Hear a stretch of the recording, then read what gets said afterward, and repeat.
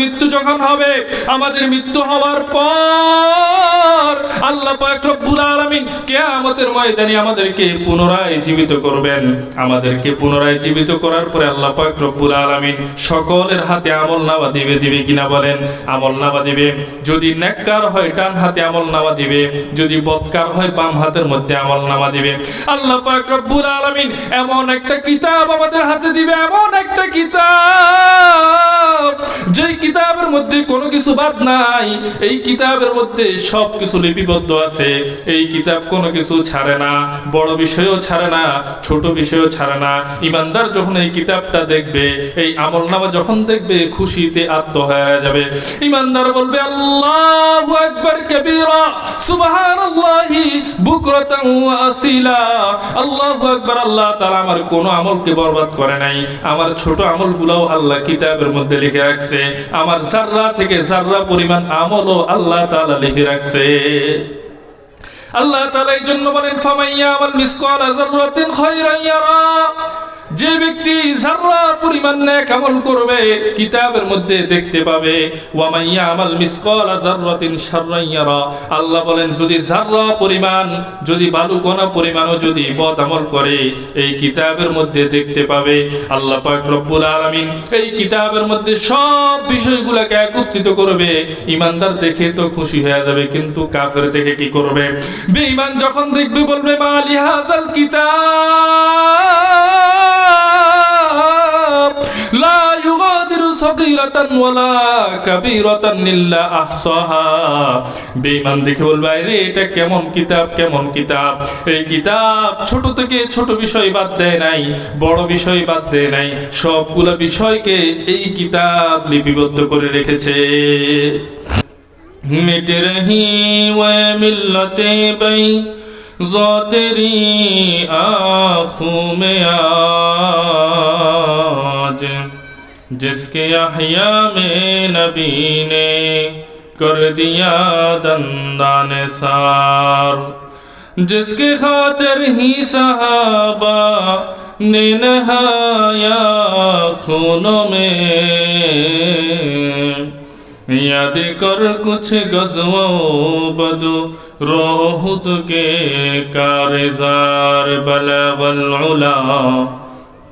सबाई ज़बान खुले बोली बलगल उला बिकमालिही कशफत तुजा बिजमालिही हसनत जमीउ खिसालिही सल्लू अलैहि व आलिही। الحمد لمن قدر خيرا وخبالا،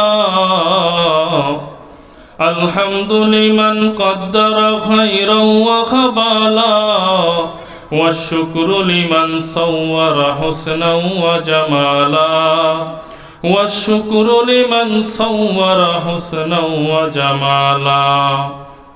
فرد صمد عن صفة الخلق بريء، رب أزلي خلق الخلق كمالا، رب أزلي خلق الخلق كمالا. لا جد ولا ند ولا حد لمولا، لا جد ولا ند ولا حد لمولا. الآن كما كان ولم يلق زوالا، الآن كما كان ولم يلق زوالا. لا مثل لمن صور مثلا ونظيرا، لا مثل لمن صور مثلا ونظيرا. من قال سوى ذلك قد قال محالا، من قال سوى ذلك قد قال محالا. لا قبل ولا بعد ولا وقت زمانا، لا قبل ولا بعد ولا وقت زمانا. لا مانع لا حاجب لله تعالى، لا مانع لا حاجب لله تعالى. সবাই জোরে বলি আল্লাহু আকবার, আরো জোরে বলি আল্লাহু আকবার।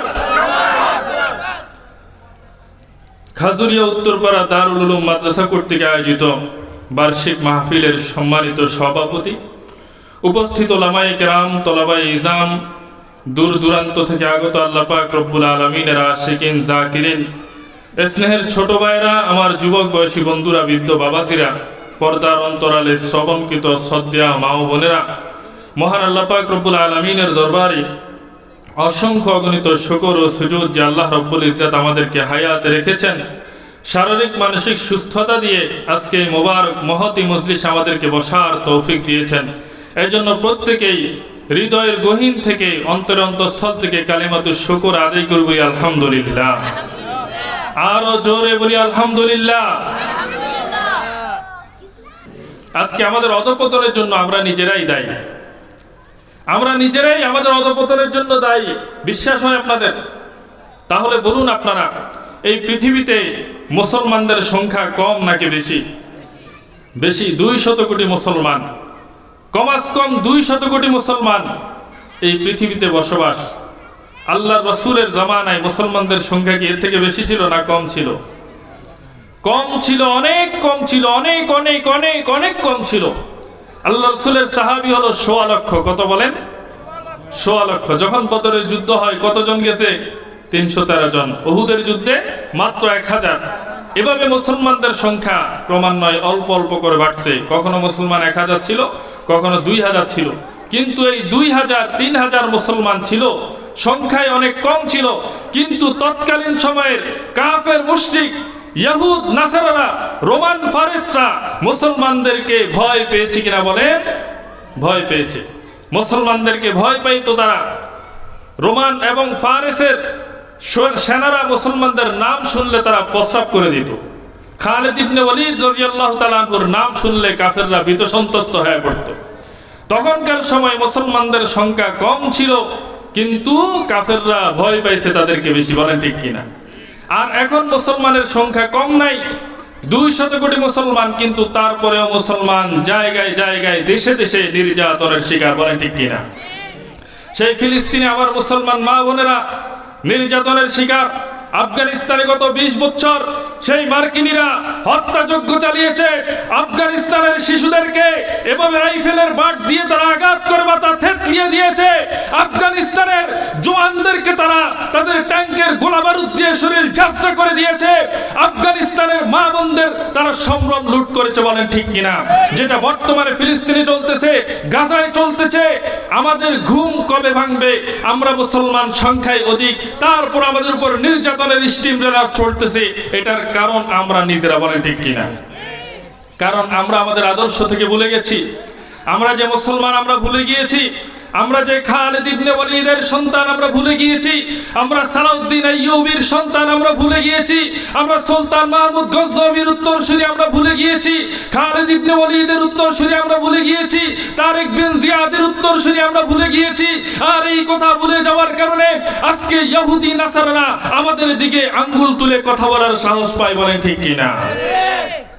যদি আজকে মুসলমান আবার ওমরে ফারুকের মতো গর্জন দিয়ে, বুকে সাহস নিয়ে, সালাউদ্দিন আইয়ুবীর মতো, সুলতান মাহমুদ গজনবীর মতো নাঙ্গা তরবারে নিয়ে এক হয়ে যদি আবার মাঠে ময়দানে নামে, তাহলে এই পৃথিবীর ইহুদি নাসারা, মুশরিক, কাফের, নাস্তিক, মুরতাদরা মুসলমানদের দিকে চোখ রাঙিয়ে কথা বলার সাহস পাবে না। সাহস পাবে না। বলে ঠিক কিনা?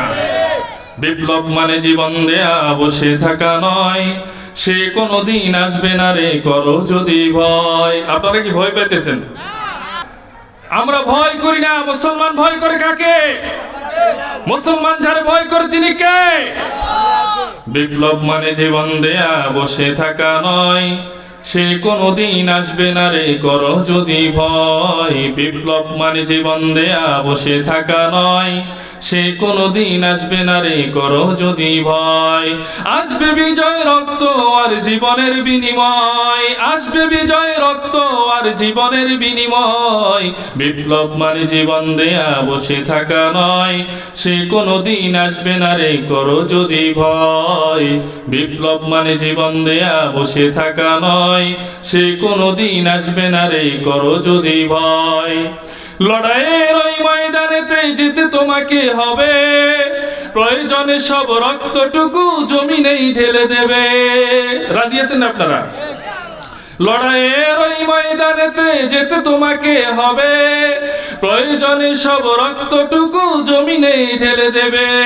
তবুও তোমায় লড়তে হবে, তবুও তোমায় লড়তে হবে, মানিবে না পরাজয়। বিপ্লব মানে জীবন দেয়া বসে থাকা নয়, সে কোনো দিন আসবে না রে করো যদি ভয়। বিপ্লব মানে জীবন দেয়া বসে থাকা নয়, সে কোনো দিন আসবে না রে করো যদি ভয়। আপনারা রাজি আছেন নেই?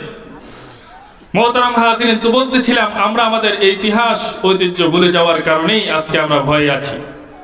আমরা মুসলমান, নামে মুসলমান, কামে কিন্তু মুসলমানই নাই, বলেন ঠিক কিনা?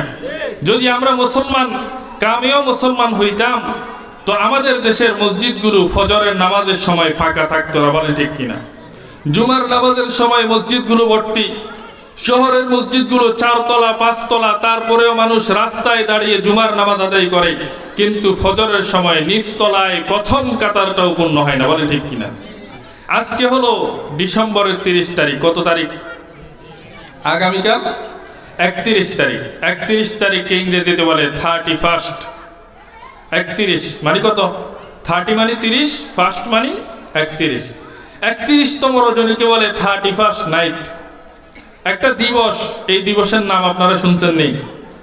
আপনারা নোয়াখালীর মানুষ, আলেম ওলামার এলাকার মানুষ, আপনারা হয়তো নাও শুনতে পারেন, কিন্তু বাংলাদেশের শহর অঞ্চলে, বিভিন্ন অঞ্চলে আমরা দেখতে পাই এই 31st নাইটকে কেন্দ্র করে আমাদের দেশে বেহায়াপনা, বেলল্লাপনার যে সয়লাভ শুরু হয়, আল্লাহ মাফ করুক, কখন জানি এই বেলল্লাপনার কারণে পুরা বাংলাদেশ আল্লাহ তাআলার গজবে তলিয়ে যায়, বলেন নাউজুবিল্লাহ। মুসলমান বন্ধুরা রে আমার, এমন একটা সময় ডিসেম্বরের 31তম রজনী, একটা বছর অতিবাহিত হয়ে গেল, 2024 সাল চলে যাবে, 2025-এর আগমন। শয়তান আমাদেরকে ধোঁকা দিয়ে বলে, এ মানুষেরা, একটা দিবস তোমাদেরকে পরিচয় করায় দিই, দিবসের নাম হলো 31st নাইট, দিবসের নাম হলো নববর্ষ। এ মুসলমানের সন্তানরা, এই দিবসের মধ্যে তোমরা উদযাপন করো একটা আনন্দের রাত্রি এটা। মুসলমান বন্ধুরা আমার, শয়তান হলো আমাদের দুশমন, বলেন ঠিক কিনা? আল্লাহ পাক রব্বুল আলামিন কোরআনে কারীমের মধ্যে বলেন, ইন্নাশ শাইতানা লাকুম আদুউন ফাত্তাখিযুহু আদুওয়া। আল্লাহ বলেন, নিশ্চয় শয়তান হলো তোমাদের দুশমন, অতএব শয়তানকে তোমরা দুশমন হিসেবে গ্রহণ করো। শয়তানকে কখনো বন্ধুরূপে গ্রহণ করা যাবে না, শয়তান আমাদের চিরচারিত দুশমন, বলেন ঠিক কিনা? শয়তান আমাদেরকে নানানভাবে ধোঁকা দেয়, শয়তান আমাদেরকে নানানভাবে ধোঁকা দেয়। আমাদের পূর্বপুরুষদেরকেও নানানভাবে শয়তান ধোঁকা দিয়েছে, কাউকে মূর্তি পূজা করায়ছে, কাউকে আল্লাহর সাথে শিরিক করায়ছে। আমাদের অনেক পূর্বপুরুষকে শয়তান, অনেক মানুষদেরকে শয়তান সূর্যের পূজারী বানিয়ে দিয়েছে, অনেক মানুষদেরকে শয়তান অগ্নি পূজারী বানিয়ে দিয়েছে, বলেন ঠিক কিনা? শয়তান নানানভাবে নানান কৌশল নিয়ে মানুষের সামনে উপস্থিত হয়, কারণ শয়তান জানে একটা কৌশল নিয়ে যদি আমি আগাই, মানুষ চিনে ফেলবে। প্রথমে একটা জাতি গোমরা হবে, কিন্তু দ্বিতীয় জাতি আমাকে চিনে ফেলবে, আমার এই সকল চক্রান্ত চিনে ফেলে, ঈমান বিধ্বংসী কার্যকরগুলো চিনে ফেলে, তারা আমার কথাকে আর গ্রহণ করবে না। এই জন্য শয়তান নানান ধরনের নতুন নতুন চক্রান্ত নিয়ে আসে, বলেন ঠিক কিনা? মুসলমান বন্ধুরা আমার, বলতেছিলাম শয়তান আমাদের সামনে নানান কূট কৌশল নিয়ে হাজির হয়। শয়তান আমাদেরকে এক একবার এক একটা কথা বলে ধোঁকা দেয়। এখন শয়তান আমাদেরকে বলে নববর্ষ পালন করো, শয়তান আমাদেরকে বলে 31st নাইট পালন করো। শয়তান আমাদের যুবক যুবতীদেরকে বেহায়াপনা, বেলল্লাপনার দিকে ঠেলে দিয়েছে। বন্ধুরা আমার, 31st নাইট এটা এমন একটা সময় যখন একটা বছর অতিবাহিত হয়ে গেছে। একটা বছর যখন অতিবাহিত হয়, তখন রোমানরা একটা ইবাদত করত, তাদের একটা মূর্তির পূজা করত। 31st নাইটে রোমানরা যে মূর্তিটার পূজা করত, এটার নাম হলো জানুস। এই যুবক বন্ধুরা, তোমাদের হাতের মধ্যে থাকা অ্যান্ড্রয়েড ফোনের মধ্যে একটু ইউটিউবের মধ্যে, একটু ওয়েব ব্রাউজারের মধ্যে, একটু উইকিপিডিয়ার মধ্যে, একটু গুগলের মধ্যে লেখা সার্চ দিবা জানুস, JANUS, জানুস লিখে যখন সার্চ দিবা, ওই জানুসের ডিটেইলসটা ফুটো সহ তোমার কাছে চলে আসবে। তুমি দেখবা জানুস দেবতা একটা মূর্তির নাম। ওই মূর্তিটার দুইটা চেহারা, সামনে একটা চেহারা, পিছনে একটা চেহারা। বন্ধুরা আমার, রোমানরা তৎকালীন সময়ে 31 নাইটের মধ্যে জানুস দেবতার পূজা করতো এভাবে। তারা 12টা 1 মিনিট বাজার আগ পর্যন্ত ওই জানুস দেবতার পিছনের মুখের পূজা করত। জানুস দেবতার পিছনের মুখের পূজা করত। 12টা 1 মিনিট যখন হয়ে যাইত, ওই রোমানরা এবার জানুস দেবতার সামনে আইসা জানুস দেবতার সামনের মুখের পূজা করত। কারণ রোমানদের আকীদা বিশ্বাস ছিল তাদের যত ভাগ্য সব কিছু এই রোমান দেবতা তাদেরকে দেয়। বলেন নাউজুবিল্লাহ। ভাগ্য কে দেয় বলেন? আপনারা নুরানিতে আমাদের শিশুরাও পড়ে, আপনারাও পড়ছেন, ওয়াল কদরি খায়রিহি ওয়া শাররিহি মিনাল্লাহি তাআলা। তাকদীরের ভালো মন্দ কার পক্ষ থেকে হয় বলেন? আরো জোরে বলি, কার পক্ষ থেকে? রোমানদের বিশ্বাস ছিল ভালো মন্দ জানুস দেবতা থেকে হয়। এজন্য রোমানরা 12টা 1 মিনিট বাজার আগ পর্যন্ত পিছনের মুখের পূজা করত। তাদের বিশ্বাস ছিল এই বছরে যত ভালো আমাদের এসেছে সব জানুস দেবতার পিছনের মুখ আমাদেরকে দিয়েছে। এই জন্য পিছনের মুখের শুকরিয়া স্বরূপ তারা ইবাদত করত। যেই না মাত্র 12টা 1 মিনিট বাজত, ওই রোমানরা সামনের মুখের সামনে আইসা এবার সামনের মুখের পূজা করত। কারণ তাদের বিশ্বাস হলো আগামী 1 বছরে যত ভালো কাজ আমাদের হবে, যত ভালো বিষয় আমরা পাবো, সব রোমান দেবতার সামনের মুখ আমাদেরকে দিবে। বলেন নাউজুবিল্লাহ। তাদের এই আকীদা বিশ্বাস, এই জন্য রোমানরা 31 নাইট উদযাপন করত। 31 নাইটে তারা এই তাদের ইবাদত পূজা এটা করত। মুসলমান বন্ধুরা আমার, এখন শয়তান যদি আমাদেরকে বলে হিন্দুদের শারদীয় পূজার সময় তোমরাও আনন্দ উৎসব করো, আমরা করব না, বলেন আমরা করব না। কারণ আমরা জানি হিন্দুদের উৎসবে মুসলমান কখনো উৎসব পালন করতে পারে না। কি বলে, ঠিক কিনা? আমাদের দেশে একটা স্লোগান বলা হয়, ধর্ম যার যার উৎসব সবার। বলে নাউজুবিল্লাহ। ধর্ম যার যার উৎসব সবার, এটা একটা কুফরি স্লোগান। ধর্ম যার উৎসব তার। আজকে থেকে সবাই বলেন ধর্ম যার যার উৎসব তার তার। বলেন সবাই বলেন ধর্ম যার উৎসব সবার। এটা একটা কুফরি স্লোগান। মানে বিধর্মীদের উৎসবের মধ্যে আপনাকে উপস্থিত করে আপনার ঈমান বিধ্বংসী করার একটা চক্রান্ত। বলেন নাউজুবিল্লাহ। মুসলমান বন্ধুরা আমার, অতএব রোমানদের উৎসবের দিনে মুসলমান কোনোভাবে আনন্দ উদযাপন করতে পারে না। আমাদেরকে যদি বলে আমরা করব না, আমাদেরকে যদি বলে তোমরা রোমানদের দেবতা জানুসের পূজা করো, আমরা করব না। আমাদেরকে যদি বলা হয় রোমানদের উৎসবের দিনে তোমরা উৎসব পালন করো, আমরা করব না। আমাদেরকে যদি বলা হয় রোমানদের উৎসবের দিনে তোমরা ঈদ পালন করো, আমরা করব না। এই জন্য শয়তান আমাদেরকে নতুন নতুন লেভেল দিয়া, নববর্ষের নাম দিয়া, 31 নাইট নাম দিয়া, ভ্যালেন্টাইন্স ডে নাম দিয়া, পহেলা বৈশাখ নাম দিয়া, নানান ধরনের দিবসের নাম দিয়া আমাদের মুসলমানদের তরুণ তরুণী, যুবক যুবতীদের ঈমান হরণের চেষ্টায় লিপ্ত। বলেন ঠিক কিনা? এখন বুঝছেন তো আপনারা 31 নাইট পালন করা যাবে নাকি বর্জন করবেন? বর্জন করবেন তো সবাই। আপনারা এখানে যারা অভিভাবক আছেন আপনার সন্তানকে বুঝাবেন, ওই দিন বের হতে দিবেন না। বলে বাবা ঈমানটা নষ্ট করিস না, আনন্দ উৎসব করার জন্য আরো অনেক দিন আছে, আমাদের 2টা ঈদের দিন আছে। আছে কিনা বলেন? মুসলমান বন্ধুরা আমার, অতএব 31 নাইট থেকে আপনাদেরকে সতর্ক করলাম, 31 নাইট উদযাপন করা যাবে না। এবার শুনেন এই রজনীতে আমরা কি করব। একটা বছর অতিবাহিত হয়ে গেলে আমাদের করণীয় কি? একটা বছর যখন অতিবাহিত হয় তখন ইমানদার উৎসব পালন করতে পারে না, বরং ইমানদার কান্নাকাটি করা উচিত। হযরত ওমর রাদিয়াল্লাহু তাআলা আনহু তিনি বলেন, হাসিবু ক্বাবলা আন তুহাসাবু ওয়াজিনু ক্বাবলা আন তুজানু। হযরত ওমর রাদিয়াল্লাহু তাআলা আনহু বলে, দুনিয়ার মানুষেরা শুনো শুনো শুনো, তোমরা হিসাব মিলানোর আগেই নিজের জীবনের হিসাব মিলাও। তোমার আমলনামাটা ওজন দেওয়ার আগে তুমি নিজের আমলের ওজন করো। ওমর রাদিয়াল্লাহু তাআলা আনহু আমাদেরকে বলেন, তোমরা নিজের হিসাবটা নিজে মিলাও। ও মুসলমান বন্ধু, দুনিয়াতে আমাদের জন্ম হয়েছে, মৃত্যু হবে কিনা বলেন? এই দুনিয়াতে জন্ম যেহেতু হয়েছে, মৃত্যুও আমাদের হবে।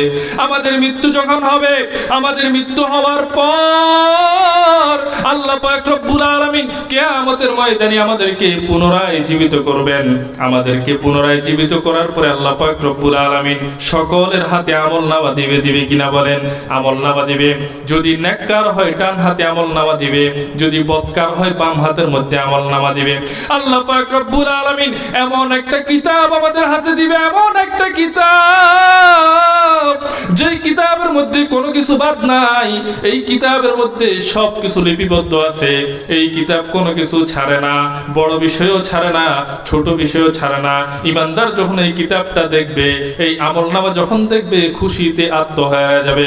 ইমানদার বলবে আল্লাহু আকবার কাবীরা, সুবহানাল্লাহি বুকরাতান ওয়া আসিলা। আল্লাহু আকবার। আল্লাহ তাআলা আমার কোন আমলকে বরবাদ করে নাই। আমার ছোট আমলগুলোও আল্লাহ কিতাবের মধ্যে লিখে রাখছে। আমার যাররা থেকে যাররা পরিমাণ আমলও আল্লাহ তাআলা লিখে রাখছে। আল্লাহ তাআলা এই জন্য বলেন ফামাইয়া আমাল মিসকালা যাররাতিন খায়রান ইয়ারা। যে ব্যক্তি যাররা পরিমাণ নেক আমল করবে কিতাবের মধ্যে দেখতে পাবে।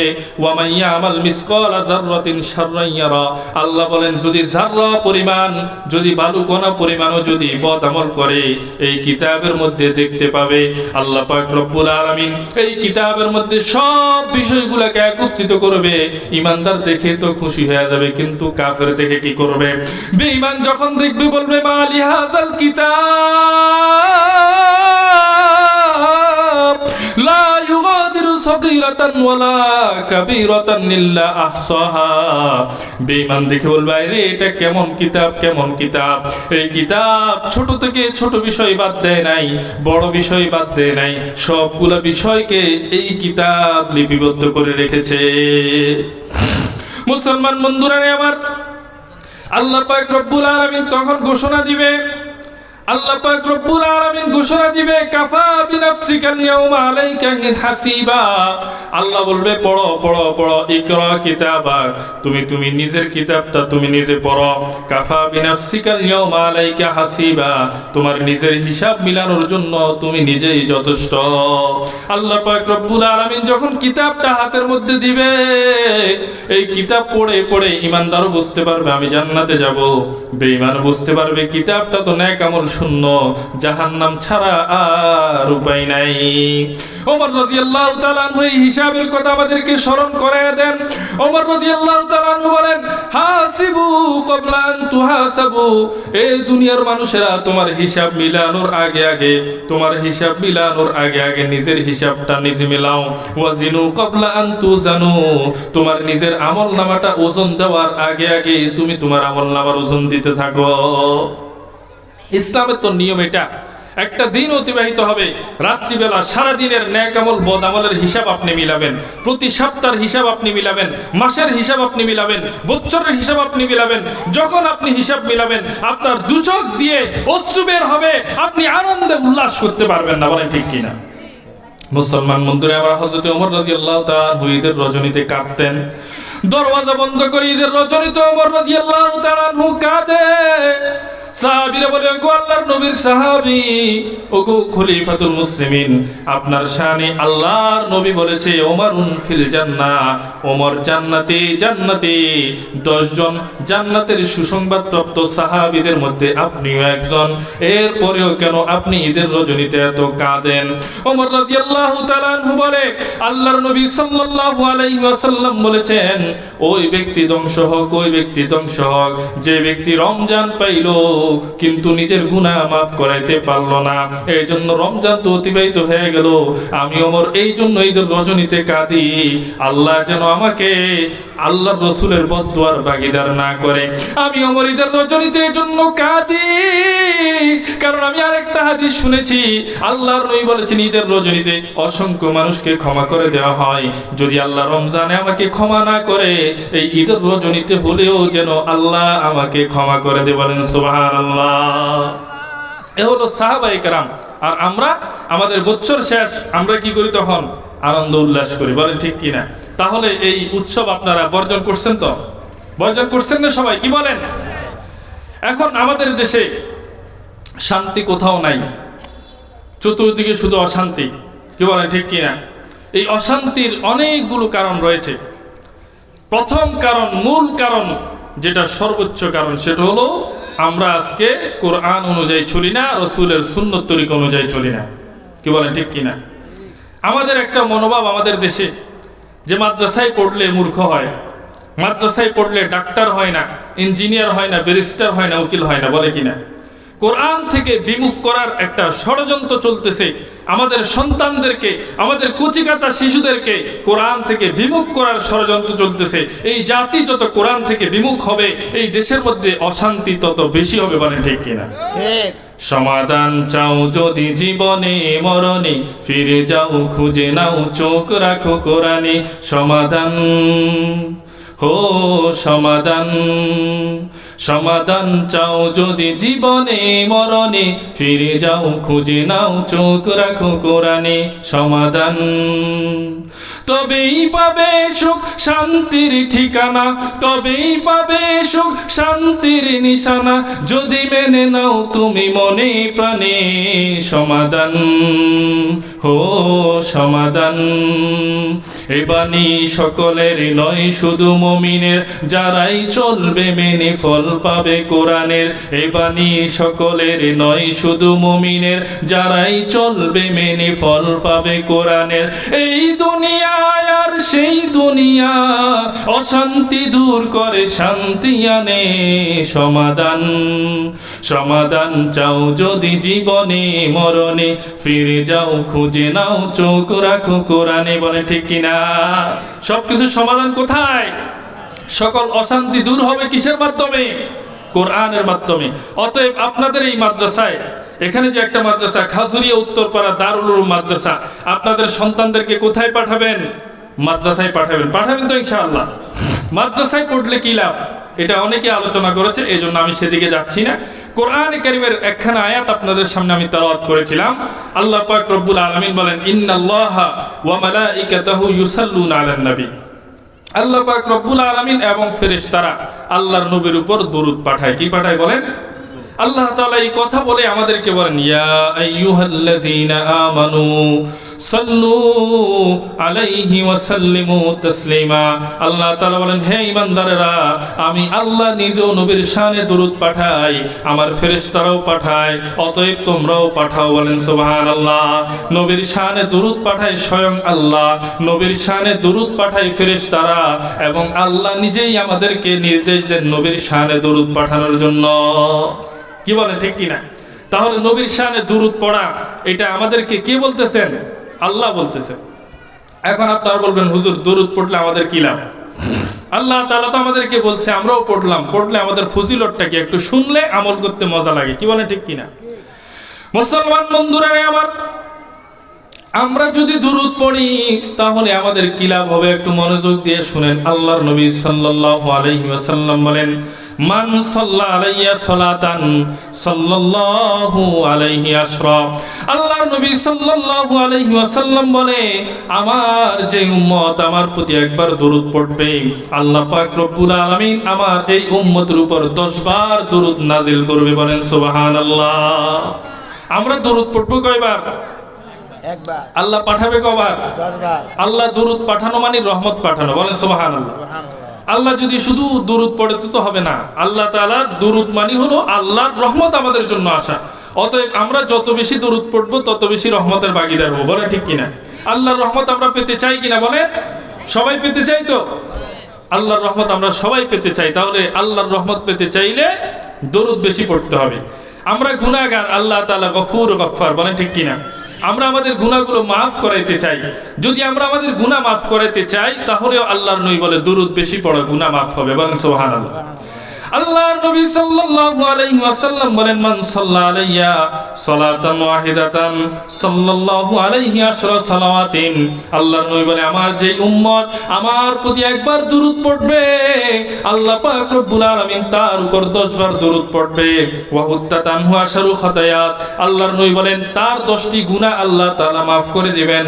ওয়া রুফিয়াত লাহু আশারু দারাজাত।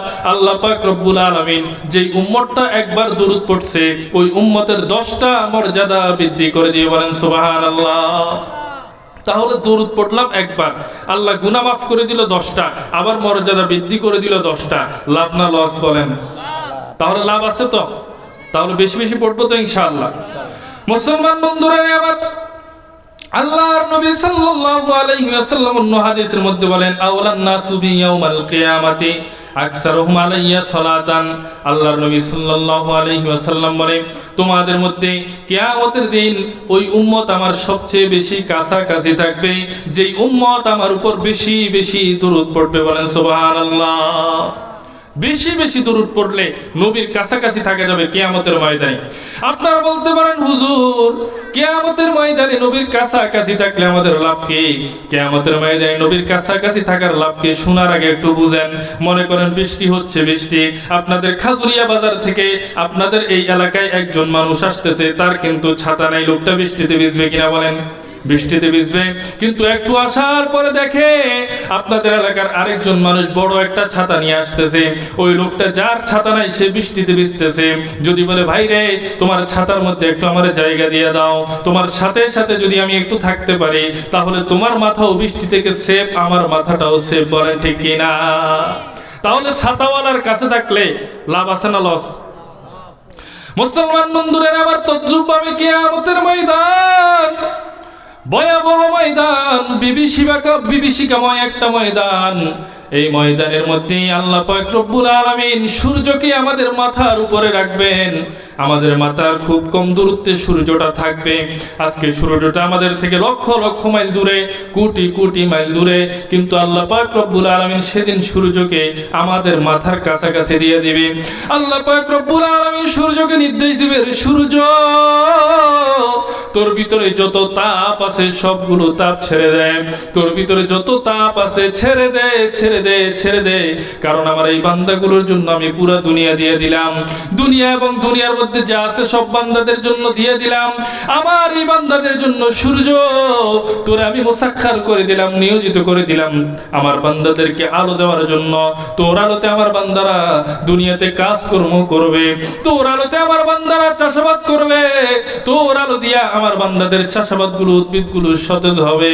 আল্লাহ পাক রব্বুল আলামিন বান্দাদের নিয়ামতগুলো উল্লেখ করে করে বলে, আমার বান্দাদেরকে এত নিয়ামত আমি দিয়েছিলাম, কিন্তু আমার এই বান্দারা আমার কুফরি করেছে, নাশকরি করেছে, আমার সাথে শিরিক করেছে। আমার এই বান্দাগুলো আমার জন্য সন্তান সাব্যস্ত করেছে, আমার এই বান্দাগুলো আমার সাথে নানান ধরনের কুফরি করেছে, কুফরের চূড়ান্ত সীমা অতিক্রম করেছে। এই জন্য সূর্য ছেড়ে দে, ছেড়ে দে, যত তাপ আছে তত তাপ তুই ছেড়ে দে। সূর্য যখন তার সবগুলো তাপ ছেড়ে দিবে, ইমানদার বান্দাদের মাথাগুলো সেফ থাকবে, কিন্তু বেঈমানদের মাথাগুলো টাস টাস করে ফেটে যাবে, মগজগুলো টকবক করতে থাকবে। আল্লাহর নবী সাল্লাল্লাহু আলাইহি ওয়াসাল্লামের হাদিসে পাক থেকে জানা যায়, কিয়ামতের ময়দান, এই ময়দানটা হবে তামার। আর উপর থেকে সূর্য যখন তাপ দেওয়া শুরু করবে, মানুষগুলো এত বেতৃষ্ণা হয়ে যাবে। এই মানুষগুলো সূর্যের তাপের কারণে ঘামতে ঘামতে ঘামতে ঘামতে, কোনো কোনো মানুষের ঘাম তার কোমর পর্যন্ত হবে, কারো হাঁটু পর্যন্ত হবে, কেউ ঘামের মধ্যে সাঁতরাতে থাকবে। এমন একটা বিভীষিকাময় অবস্থায় আল্লাহর নবী সাল্লাল্লাহু আলাইহি ওয়াসাল্লাম, তিনি সাইয়্যিদুল মুরসালিন, রাহমাতুল লিল আলামিন, খাতামুন নবিয়্যিন, আল্লাহর নবী সাল্লাল্লাহু আলাইহি ওয়াসাল্লামের মাথার উপরে সূর্যের কোনো তাপ পড়বে না। আল্লাহর নবী সাল্লাল্লাহু আলাইহি ওয়াসাল্লাম সেফ জোনের মধ্যে থাকবে, নিরাপদ জায়গার মধ্যে থাকবে। এই জন্য আল্লাহর নবীর কাছাকাছি যদি আমি থাকতে পারি, কিয়ামতের ময়দানে ভয়াবহ অবস্থা থেকেও আমি মুক্তি পেয়ে যাব। বলেন ঠিক কিনা? তাহলে নবীর কাছাকাছি থাকলে কিয়ামতের ময়দানে আমাদের মাথাও কি হয়ে যাবে? নিরাপদ হয়ে যাবে। এই জন্য আল্লাহর নবী সাল্লাল্লাহু আলাইহি ওয়াসাল্লামের উপর বেশি বেশি দরুদ পড়তে হবে। আল্লাহর নবীর উপর বেশি বেশি দরুদ পড়ার মাধ্যমে আমি আপনি যদি নবীর কাছাকাছি থাকতে পারি, কিয়ামতের ময়দানে বিভীষিকাময় অবস্থায়ও আমরা নিরাপদ হয়ে যাব। বলেন ঠিক কিনা? মুসলমান বন্ধুরা আমার, শুধু তাই নয়, জান্নাতের মধ্যেও আল্লাহর নবীর কাছাকাছি থাকা যাবে যদি দরুদ বেশি পড়েন। আল্লাহর নবী সাল্লাল্লাহু আলাইহি ওয়াসাল্লাম বলেন, ফামান কানা আকসারুহুম আলাইয়া সালাতান কানা আকরাবুহুম মিন্নি মানজিলাতান। আল্লাহর নবী জান্নাতের মধ্যে তোমাদের মধ্যে যেই উম্মত বেশি বেশি আমার উপর দরুদ পড়তো, ওই উম্মতটা আমার কাছাকাছি থাকবে। বলেন সুবহানাল্লাহ।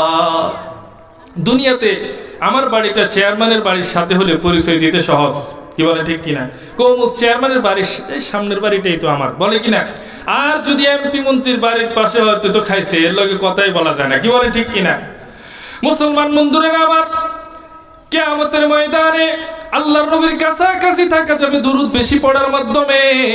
শুধু তাই নয়, জান্নাতেও দুরূদ বেশি পড়ার মাধ্যমে আল্লাহর নবীর পাশে বাড়ি পাওয়া যাবে, বলেন ঠিক কিনা? আল্লাহর নবীর পাশে যদি বাড়ি পাওয়া যায়, এটা তো আমার জন্য বড় সৌভাগ্যের বিষয়।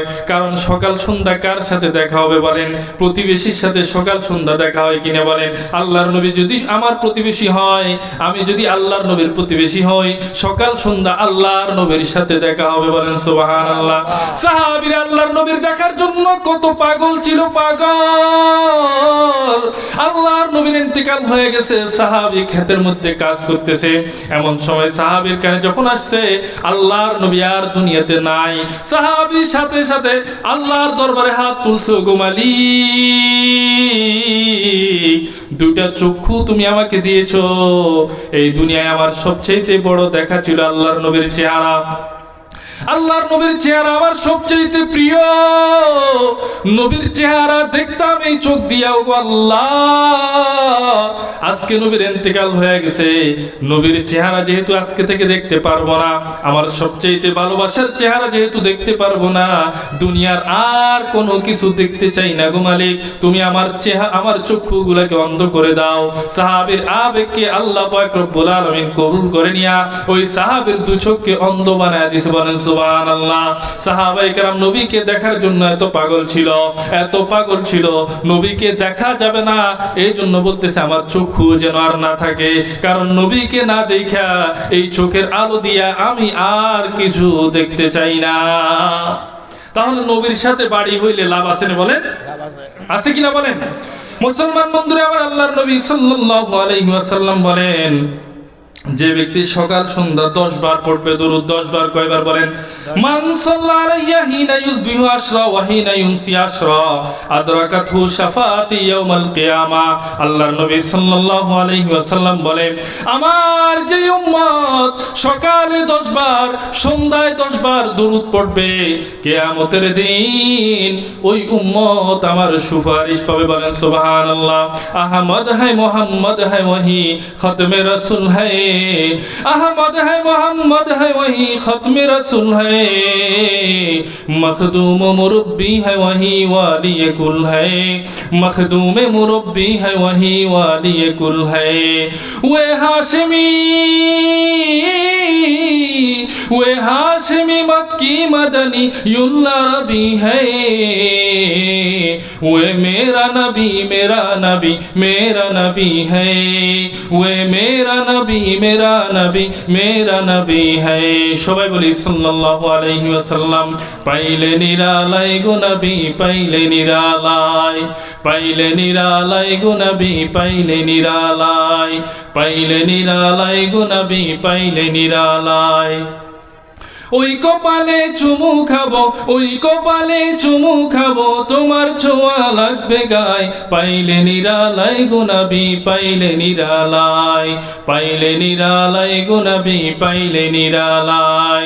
দয়ার নবী কত দূরে, লোহিত সাগরের তীরে, দয়াল নবী কত দূরে, লোহিত সাগরের তীরে, মদিনার ওই সোনার ঘরে আছেন তিনি সর্বদা, মদিনার ওই সোনার ঘরে আছেন তিনি সর্বদা। পাইলে নিরালাই গো নবী, পাইলে নিরালাই, পাইলে নিরালাই গো নবী, পাইলে নিরালাই, পাইলে নিরালাই গো নবী, পাইলে নিরালাই। সবাই বলি সাল্লাল্লাহু আলাইহি ওয়াসাল্লাম। জবান খুলে বলি সাল্লাল্লাহু আলাইহি ওয়াসাল্লাম। মহব্বত নিয়া, ভালোবাসা নিয়া আরো জোরে বলি সাল্লাল্লাহু আলাইহি ওয়াসাল্লাম। বেশি বেশি দুরূদ পড়বেন তো ইনশাআল্লাহ। মুসলমান বন্ধুরা আমার, আবার একটা ঘটনা বলে বয়ান শেষ করে দিতেছি। আল্লাহর একজন ওলির নাম হলো শিবলি নোমানী রহমতুল্লাহি আলাই। শিবলি নোমানী রহমতুল্লাহি আলাই তিনি খানায়ে কাবার তওয়াফ করতেছে। শিবলি নোমানী রহমতুল্লাহ আলাইহি দেখে খানায় কাবার তওয়াফ করতেছে একজন যুবক, সব সময় শুধু দরুদ শরীফ পড়ে। শিবলি নোমানী রহমতুল্লাহ আলাইহি 2-3 দিন পর্যন্ত যুবকের উপর লক্ষ্য রাখলেন, না না না, যুবক শুধু বেশি বেশি দরুদ শরীফ পড়ে। শুধু তাই নয়, মাসনুন দোয়া যেখানে আছে দোয়া বাদ দিয়েও যুবক দরুদ শরীফ পড়ে। শিবলি নোমানী রহমতুল্লাহ আলাইহি যুবককে ডাক দিয়ে বলে, রে যুবক, তুমি কি আর কোনো দোয়া পারো না?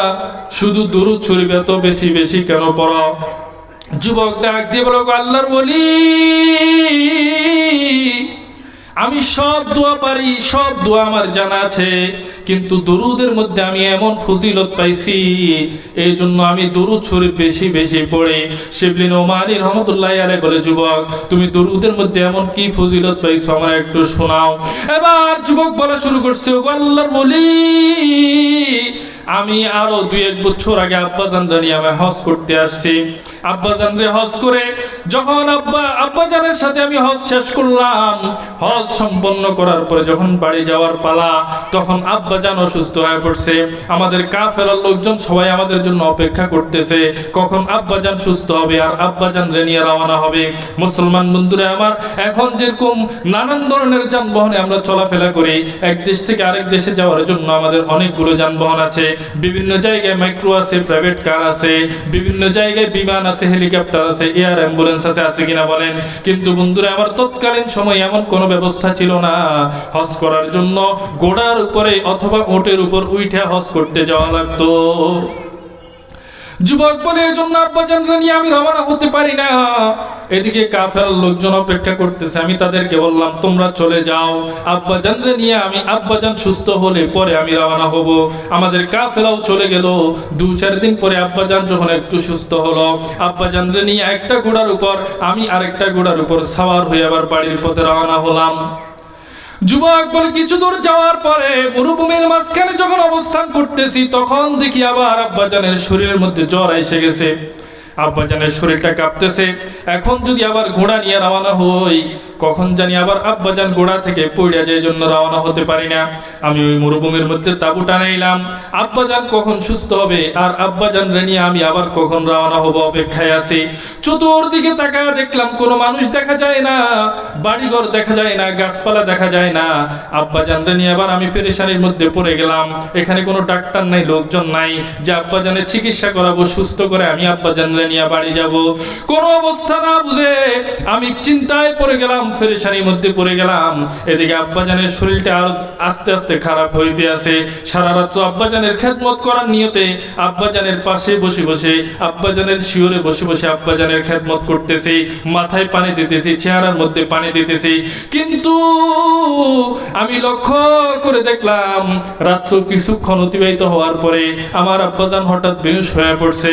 আরো কিছুক্ষণ পরে আমি খেয়াল করলাম আব্বাজান আর দুনিয়াতে নাই, তিনি ইন্তেকাল করে গেছে। যুবক বলে, মরুভূমির মাঝখানে এবার আমি আরো চিন্তায় পড়ে গেলাম। সকালবেলা আব্বাজানের দাফন করতে হবে, কিভাবে করব? কারণ আমি একা মানুষ। কাফন কিভাবে করব? জানাজার নামাজ কিভাবে পড়বো? গোসল কিভাবে দেওয়াবো? চিন্তায় চিন্তায় আমি চিন্তিত। এমন সময় খেয়াল করি আব্বাজানের চেহারাটাও বিকৃত হয়ে গেছে। আব্বাজানের চেহারাটা কালো কুৎসিত হয়ে গেছে, কেমন যেন জীব জন্তুর চেহারার মতো দেখা যায়। এবার তো আমার চিন্তা আরো বেড়ে গেল। আমি চিন্তায় চিন্তায় চিন্তায় চিন্তায় কখন যে ঘুমায় পড়লাম আমি নিজেও জানি না। শিবলি নোমানী রহমতুল্লাহ আলাইহি যুবক আর বলে, এবার আমি ঘুমের মধ্যে স্বপ্ন দেখি একজন সাদা কাপড় পরিহিত মানুষ আসছে। আয়েশা তিনি আব্বাজানের মাথার পাশে বসছে। বৈশা আব্বাজানের চেহারার উপর থেকে কাপড়টা সরাইছে। সরাইয়া আব্বাজানের চেহারার উপর নিজের হাতটা এভাবে মেসেজ করে দিছে। আর আমি তাকায় দেখি সাথে সাথে আব্বাজানের চেহারাটা পূর্ণিমার চাঁদের ন্যায় উজ্জ্বল হয়ে গেছে। এবার যুবক বলে, আমি স্বপ্নের মধ্যে ওই সাদা কাপড় পরিহিত ব্যক্তিকে জড়ায় ধরলাম, পিছন থেকে পা জড়ায় ধর বলি, ওগো আল্লাহর বলি, আপনি কে? এমন বিপদের সময় আপনি কোথা থেকে আসলেন? আপনি কিভাবে আসলেন? আপনার পরিচয় কি? ওই আল্লাহ বলি আমাকে ডাক দিয়ে বলে, যুবক আমার দিকে তাকাও, দেখো আমাকে চিনতে পারো কিনা। যুবক বলে আমি তাকায় দেখলাম এত সুন্দর চেহারার মানুষ আমার জীবনে আমি কোনোদিন দেখি নাই। এত সুন্দর চেহারা দুনিয়ার মধ্যে আর হতে পারে না। ও আহসানা মিন কালাম তারাকাতু আইনুন ওয়া আজমালা মিন কালাম তালিদিন নিসাউ খুলিকতা মুবাররাআম মিন কুল্লি আইবিন কাআন্নাকা কদ খুলিকতা কামা তাশাউ। যুবক বলে এমন সুন্দর চেহারা তো দুনিয়ায় হতে পারে না। তখন ওই সাদা কাপড় পরিধান করা ব্যক্তি আমাকে বলে, যুবক আমি তো আর কেউ নই, আমি রহমাতুল লিল আলামিন মুহাম্মাদুর রাসূলুল্লাহ সাল্লাল্লাহু আলাইহি ওয়াসাল্লাম। मुबारक हो ज़माने को कि ख़त्मुल मुरसली आया, मुबारक हो ज़माने को कि ख़त्मुल मुरसली आया, साहिबे रहम बन करे रहमतुल लिल आलमीन आया। हकीकत के खबर देने बशीर आया नज़ीर आया, हकीकत के खबर देने बशीर आया नज़ीर आया। शहनशाही ने जिसके कदम छूमे वे फ़कीर आया, शहनशाही ने जिसके कदम छूमे वे ফকির আয়া। মদিনার পথের দুলি চোখে দিতাম সুরমা বলি, মদিনার পথের দুলি চোখে দিতাম সুরমা বলি। দরুদ সালাম দিতাম প্রিয় নবীর পাক চরণে, দরুদ সালাম দিতাম প্রিয় নবীর পাক চরণে। মন আমার চাই গো যেতে মদিনার ফুল বাগানে, মন আমার চাই গো যেতে মদিনার ফুল বাগানে। মন আমার রয় না করে বাংলাদেশের কোনোখানে, মন আমার রয় না করে বাংলাদেশের কোনোখানে। মন আমার চাই গো যেতে মদিনার ফুল বাগানে, মন আমার চাই গো যেতে মদিনার ফুল বাগানে। সবাই বলি সাল্লাল্লাহু আলাইহি ওয়াসাল্লাম। যুবক বলে আমি আল্লাহর নবীকে ডাক দিয়ে বললাম, ওগো রাসূলুল্লাহ ইয়া হাবিবাল্লাহ, আব্বা জান যে ইন্তেকাল করছে কাউকে তো খবর দিতে পারে নাই, আমি মরুভূমির মাঝে আছি, এখনো আমি ছাড়া কেউ জানে নাই, আপনি কিভাবে জানলেন?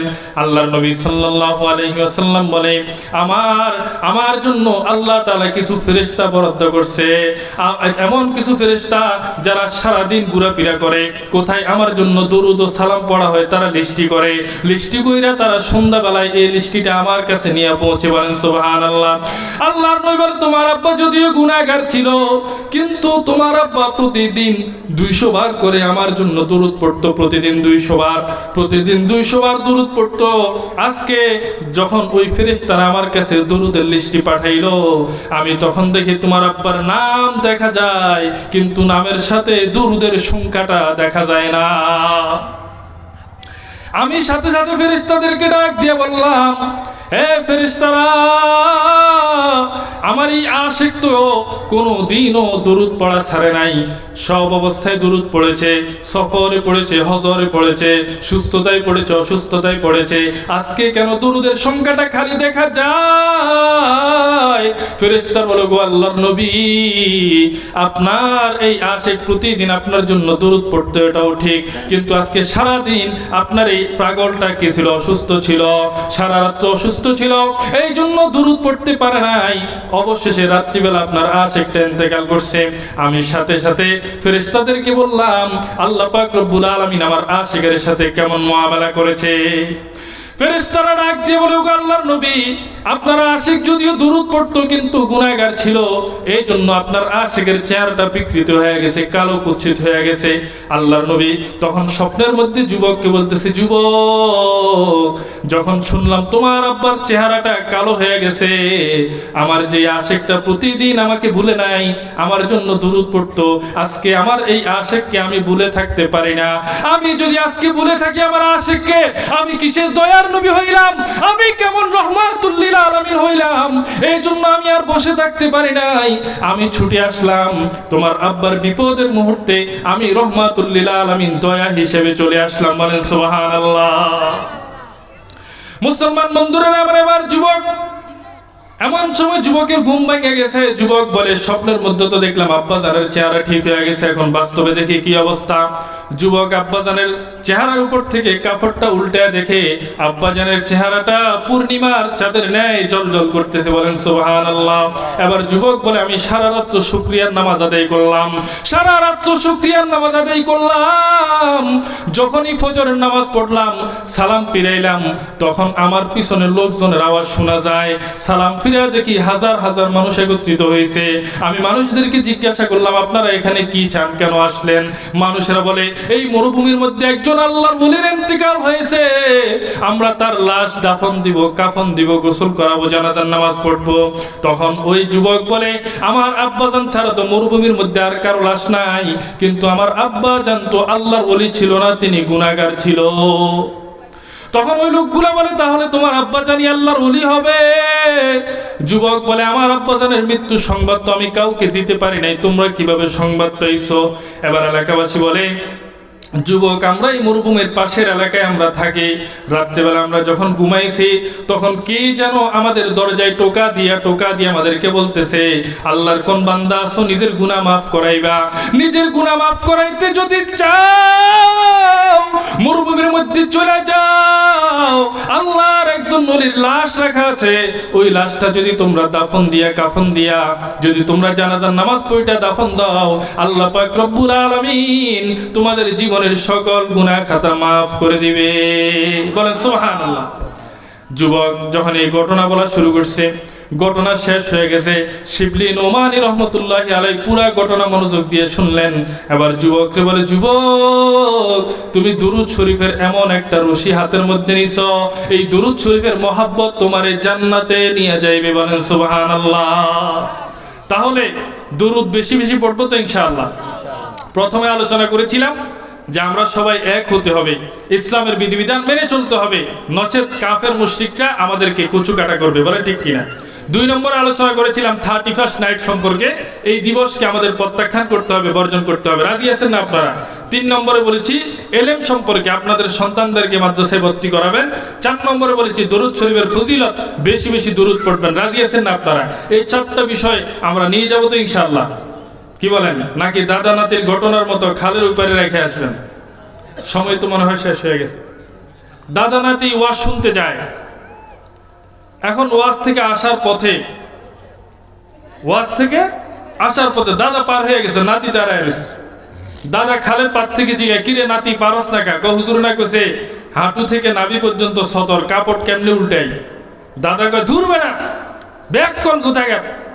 তোর বয়স থেকে আমার বয়স 3 গুণ বেশি, তুই কয়টা মাহফিলে গেছিস? আমি তো আমার সারা জীবন মাহফিল শুনছি, কখনো মাহফিল খালের এই পারে আনি নাই। তুই যদি আজকে খালের এপারে আনতে যাস, তুই থাক খালের ওপারে। আপনারা ওয়াজ নিয়ে যাবেন না খালের এপারে রেখে যাবেন? এই 4টা কথা আল্লাহ আমাদেরকে আমল করার তৌফিক দান করুক। ওয়া আখিরু দাওয়ানা আলহামদুলিল্লাহি রাব্বিল আলামিন।